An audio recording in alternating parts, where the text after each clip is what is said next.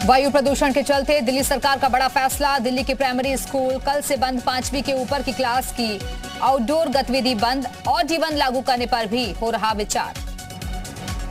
प्रदूषण के मुद्दे पर बोले दिल्ली के सीएम अरविंद केजरीवाल, सिर्फ दिल्ली में प्रदूषण नहीं, पूरे उत्तर भारत की समस्या है प्रदूषण।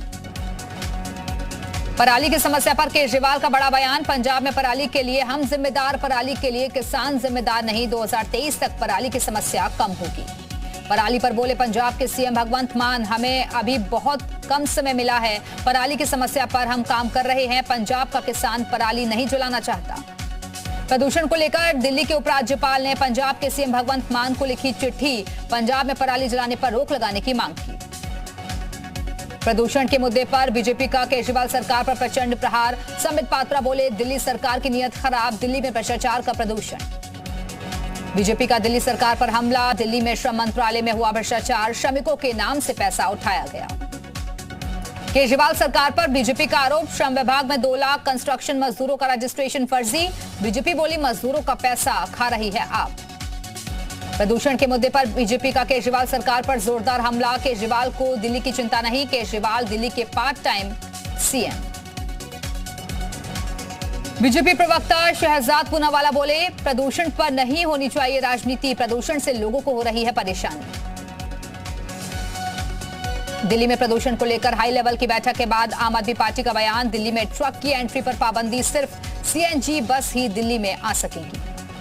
दिल्ली एनसीआर में प्रदूषण का मुद्दा पहुंचा सुप्रीम कोर्ट। 10 नवंबर को होगी मामले की सुनवाई। सीजीआई ने कहा मामला गंभीर, दखल की जरूरत। दिल्ली एनसीआर की हवा बेहद खतरनाक। एक्यूआई स्तर में बढ़ोतरी से हवा हुई जहरीली। दिल्ली में प्रदूषण स्तर 450 के पार पहुंचा। क्रिकेटर शिखर धवन ने दिल्ली में बढ़ते प्रदूषण को लेकर जताई चिंता। ट्वीट कर लिखा, सरकार से समाधान खोजने की अपील करता हूं, लोगों से अनुरोध है कि संभव हो तो घर में ही रहें। यूपी के नोएडा में भी खतरनाक स्तर पर पहुंचा वायु प्रदूषण। नोएडा में एक्यूआई 560 के पार। हापुड़ में लगातार बढ़ रहा प्रदूषण का स्तर। खुली हवा में सांस लेना हुआ मुश्किल। आज का एक्यूआई लेवल 380 पहुंचा। निर्माण कार्यों पर हापुड़ प्रशासन ने लगाई रोक। बढ़ते प्रदूषण को लेकर नोएडा में आज से बंद नर्सरी से 8वीं तक के स्कूल। 9वीं से 12वीं तक के बच्चों के लिए ऑनलाइन क्लासेस देने के निर्देश। 8 नवंबर तक के लिए आदेश जारी। हिमाचल में यूपी के सीएम योगी के तूफानी चुनावी कार्यक्रम। सीएम ने कांगड़ा के जवाली विधानसभा क्षेत्र में जनसभा को किया संबोधित। हिमाचल के कांगड़ा में कांग्रेस पर बरसे सीएम योगी, बोले चुनाव आते ही कांग्रेस को भगवान याद आते हैं, कांग्रेस रहती तो राम का मंदिर नहीं बन पाता। हिमाचल चुनाव में सीएम योगी ने भरी हुंकार। विपक्षी दल कांग्रेस पर साधा निशाना, कहा माफियाओं का दिया हमेशा साथ, नहीं कर पाई देश की रक्षा। सीएम योगी ने कहा वो नहीं चाहते थे अयोध्या में बने राम मंदिर। पीएम मोदी ने खत्म की कश्मीर से धारा 370। हिमाचल के बिलासपुर में भी सीएम योगी ने बीजेपी प्रत्याशियों के पक्ष में किया चुनावी प्रचार। कहा अगर चूक हुई तो यूपी से भागे माफिया हिमाचल को बनाएंगे ठिकाना, सुरक्षित हिमाचल के लिए करें मतदान। हिमाचल के कांगड़ा में सीएम योगी ने बीजेपी सरकार की गिनाई उपलब्धियां। कहा डबल इंजन की सरकार में विकास की दोगुनी रफ्तार।